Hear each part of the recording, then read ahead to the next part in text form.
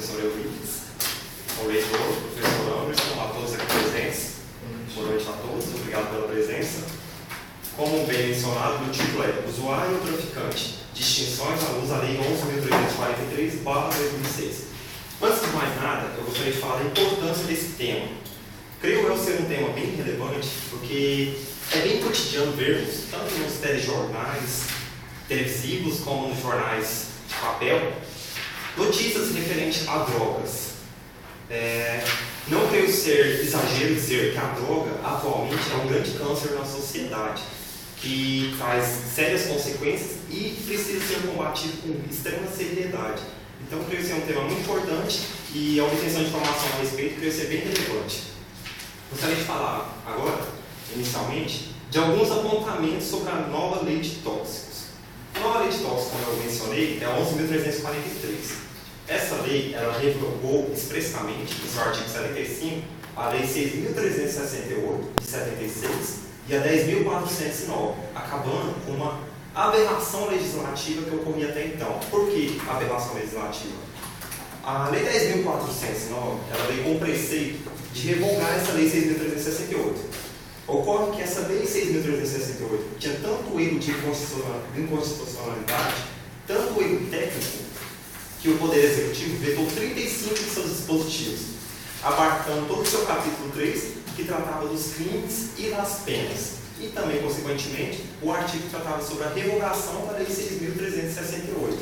Então, com isso, ambas as leis vigoravam concomitantemente. A Lei 6.368 no aspecto penal e a 10.409 no aspecto processual. Aí, para acabar, então, com esse problema, essa bizarrice, a gente veio, então, a Lei 11.343. Algumas inovações com relação à Lei 11.343. Posso citar. Ela instituiu o CISNAT, que tem os seus objetivos e princípios articulados no artigo 4º e 5º da lei em comento.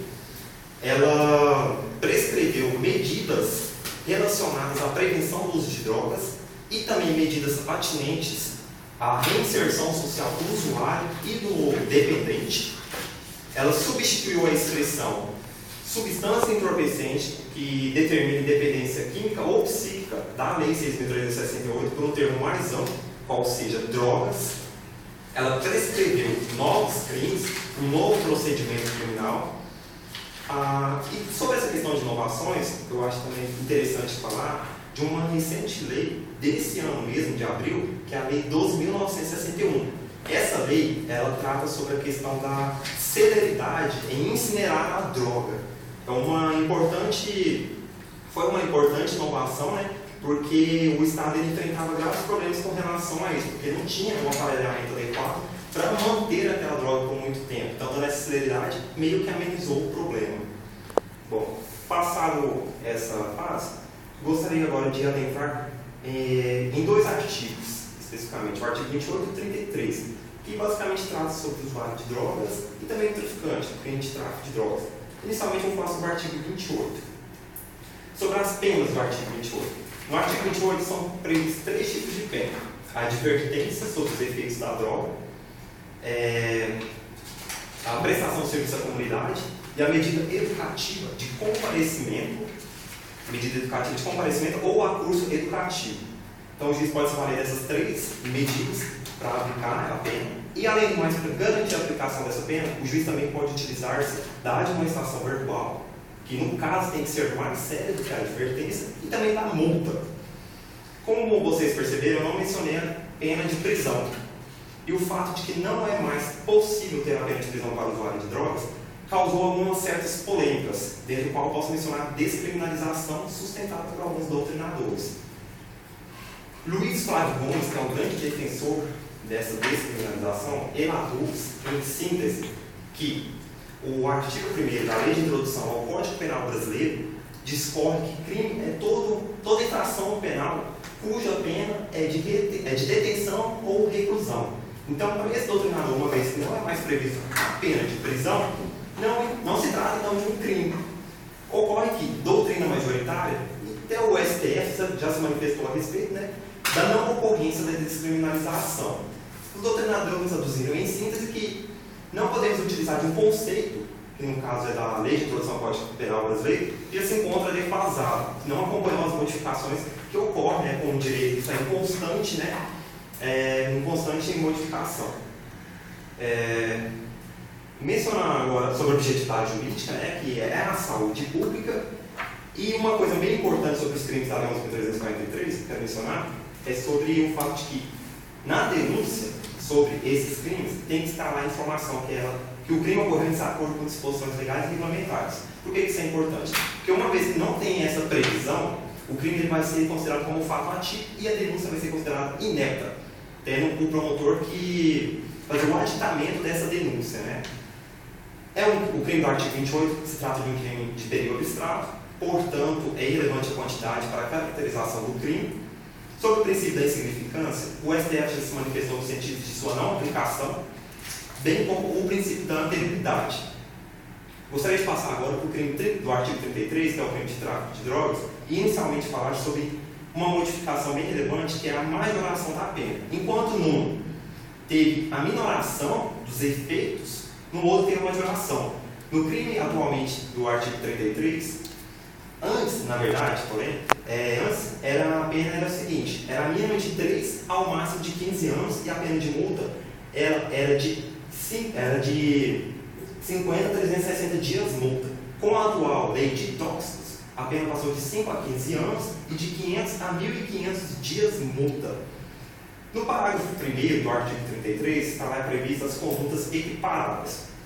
São 3 exercícios a tratar do assunto, que tratam basicamente sobre o semeio, o colheito, o plantio, sobre a utilização de locais ou bens para a produção da droga. Por que o legislador se valeu dessas condutas típicas? Porque a intenção dele foi abarcar o maior número possível, de modo a não deixar possibilidades para a impunidade. Continuando, no artigo 2º, já fala sobre induzimento de instigação ou auxílio ao uso indevido de drogas.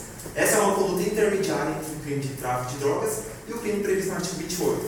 A sua pena é menor do que a de tráfico de drogas, maior do que a do artigo 28. Prosseguindo, parágrafo 3º trata sobre a sessão gratuita.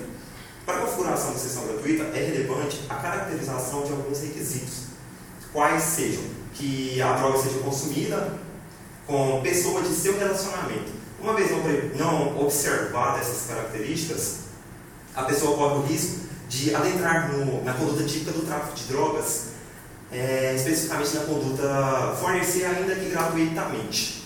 No parágrafo 4º, algo que até os juízes nem gostam desse parágrafo 4º, pelo menos os que eu conheço, trata sobre o tráfico privilegiado. Aqui tem a hipótese de redução da pena, de 1/6 a 2/3, claro, levando em consideração alguns requisitos necessários, quais sejam: o réu tem que ser primário, o réu tem que ter bons antecedentes, não pode fazer parte da associação criminosa, nem integrar, ter atividades criminosas, fazer parte dessas associações criminosas. Então, você tem que ter esses requisitos para fazer direito a essas benesses da lei. Por fim, eu quero falar sobre as distinções que o juiz pode fazer sobre o usuário traficante, quais os parâmetros pelo qual ele pode utilizar para fazer essas distinções. Elas se encontram no artigo 28, no parágrafo 2º, pelo qual está lá uma relação. São critérios que não são objetivos, deixando margem de discricionariedade do juiz. E, em síntese, o juiz vai se atentar à natureza e à quantidade da droga, se a quantidade da droga é bem relevante no caso, ao local e às condições em que se ocorreu a ação, as circunstâncias sociais e pessoais do agente, bem como os antecedentes do agente e os antecedentes de sua conduta. Por que é relevante o juiz ter plena cautela na utilização desses parâmetros? Pelo fato de que o juiz não cometer uma injustiça, colocar na rua um traficante pensando que ele é usuário, porque não é previsto pena de prisão, e ao mesmo tempo condenar injustamente um usuário por tráfico de drogas. Então é de extrema relevância se atentar a esses parâmetros, até para não cometer uma injustiça, porque dessa sentença vai surgir sérias consequências, não só para as pessoas que estão ligadas à pessoa, que está lá, o acusado, como para a sociedade em si. Com isso eu finalizo.